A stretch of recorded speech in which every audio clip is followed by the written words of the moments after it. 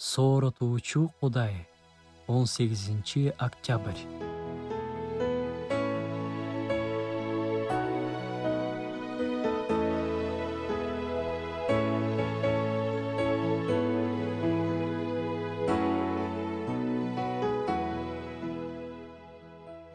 Шайтанды күнөөлөбөңүз.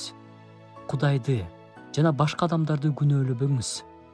Күзгүгө барып, өзүңүзгө мындай деңиз: сен менин көйгөйлөрүмдүн булагысың. Көп учурда көйгөйлөрдүн булагы өзүбүз болуп калабыз. Аффирмация деген сөздүн маанисин баарыбыз эле билет болушубуз керек.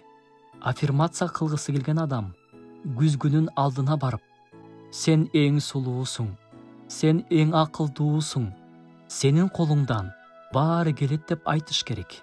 Бирок бүгүн биз бир нерсени моюнга алышыбыз керек. Кээде өзүбүздүн көйгөйлөрүбүздүн булагы өзүбүз болобуз. Көпчүлүк учурда акылсыз чечимдер, текебердик, жалкоолук, оор мүнөз бул жашоодо биз үчүн көйгөйлөрдү жаратуучу нерселердин тизмеси. Кээде биз башка адамдардын жашоосундагы көйгөйлөрдүн булагы да болуп калабыз. Канчалаган башка адамдар да жаман мүнөзүнүн азабын тартып жатышат. Менин оор мүнөзүмдөн менин үй бүлөм да жабыркап жаткан жокпу? Бул тууралуу ойлонуп, ооба туура, муну менен мен макулмун дегенден кийин эмне кылышым керек? Кудай алдында тобо кылуу керек.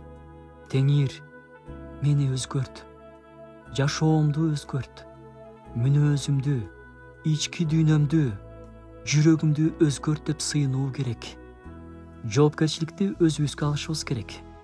Кудайдан жаңылануу алгандан кийин анан күзгүнүн жанына барып аффирмация кылсак болот. Анын бизге кылган иши үчүн Кудайга ыраазычылык билдиргенди да унутпайлы.